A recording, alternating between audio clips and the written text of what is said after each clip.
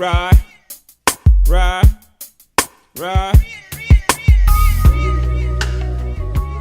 Hey, what's up, everybody? Nurse Mark here. Hope everybody's doing great, and welcome to End of Shift. I talk about anything related to nursing, relationships, and current social issues. I start with my SBAR report, and I end with a rapid response. This channel is to create open discussion about various topics, so please be sure to subscribe and share with all your friends and family. I would greatly appreciate it. Now, let's end this shift. So, you're thinking about being a professional, or you're on your way to be a professional. Good for you. Proud of you. But you got a current situation. You're either thinking, talking to, or actually with a liability. And liability, I'm referring to as a person. And there may be a problem with that.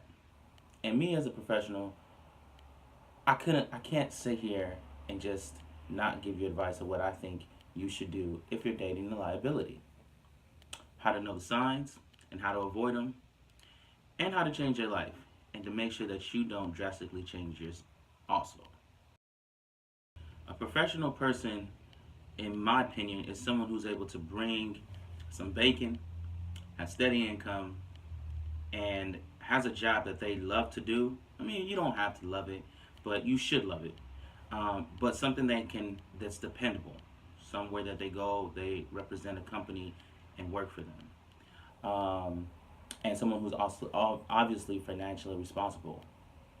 A liability, a person who is a liability, I like to call them a liability, just straight out. But that person, they don't have that. They may have a job and such, but they don't have anything else that's necessarily going for them.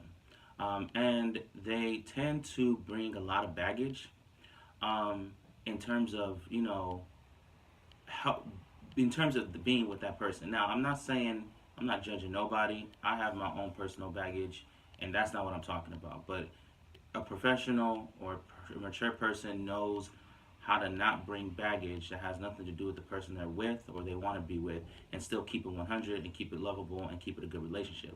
But liability does not know how to do that, and or chooses not to. So you got to watch out for that. So the thing is, professional person with a liability person, what I usually tend to see in relationships or future relationships or even friendships, is that they don't work themselves out. Either one person is too afraid to speak up for themselves, and the other person is basically bullying them to keep them around because they don't want to see this person come up.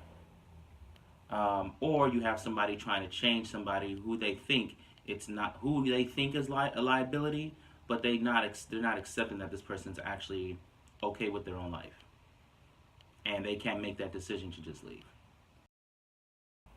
Before we begin the assessment, make sure you ask your future partner, person you're talking with, or person you're with, are they content with their life? Because if they are, it's useless to try to change somebody. And if you're not happy with it, accept that and move on. Or love them and know what you're going to get. But don't play yourself. All right, let's do this. Assessment time. One of my favorite sections to do in this whole end of shift. All right? So I got a couple of questions on the side of me right here that I'm going to ask you, and it's going to kind of determine where you at with Mrs. or Mr. Liability. Okay? Okay, let's do this. One, is this person ambitious? Two, does this person have something to lose? Which it could be you. Think about that. Message. Three, do they have future goals? Four, are they educated, or do they have some type of skill, or do they have both? Are they currently working, and are they seeking a job? or seeking a career? And the last question, are they financially responsible? So, you ask your person, are they content with their life? And they're like, no, I'm not. I got a lot to think about, okay?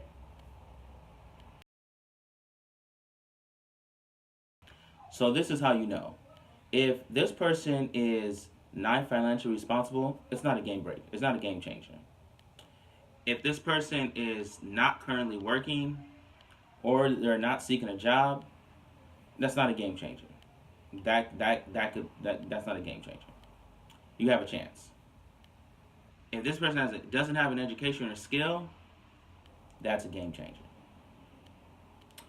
If this if this person doesn't have any future goals, that's not a game changer. Goals can always come up. If this person doesn't have something to lose, that's not necessarily a game changer. But if they don't feel like they don't feel losing you is important, that's a game changer. And is this person ambitious? That's a game changer. A game changer, okay? Don't play yourself and say, no, I think they can become ambitious. No, that is a characteristic thing. Either you are ambitious in eating a lot of food, you are ambitious in playing video games, you are ambitious in sleeping a lot. There's some ambition somewhere. Somebody who's not ambitious is not ambitious.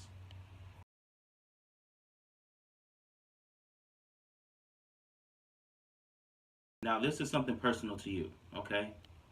Does this person support you mentally, spiritually, or in whatever form of support that you need?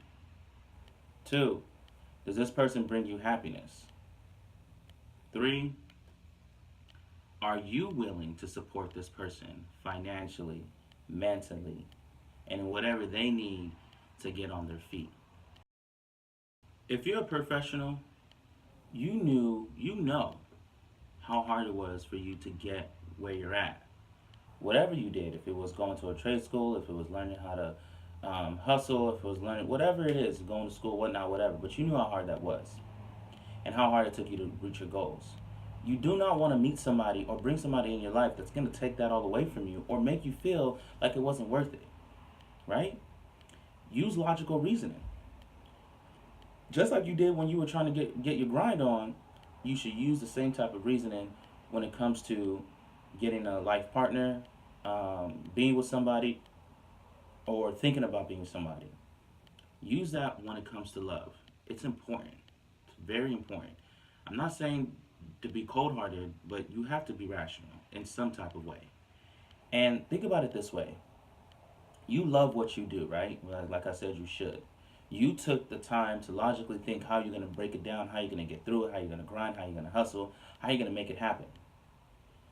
Why not apply that to somebody that you know that you want to love, that you want to take care of, that you want to be with, that you want to be happy with, and enjoy life with?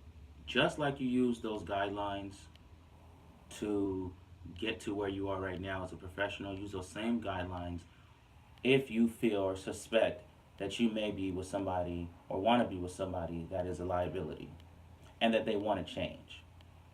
You know, if they don't want to change, don't waste your time. So, rapid response breakdown real quick. The way it works: 1, I either rant about anything that really has nothing to do with what I just talked about in my S-bar. 2, I reply back to whatever you want to discuss. And 3, just random questions sent to you guys, and I wait for the response, okay? Somebody leave a comment, on my Facebook, on my Instagram, something, and give me a topic to talk about. I don't want to just rant all the time. I would really appreciate something. And my last thing that I want to say is make sure you vote November 8th. Make sure you vote. Thank you, everyone. End of shift is over. Like I said, please be sure to subscribe. Take care. One love.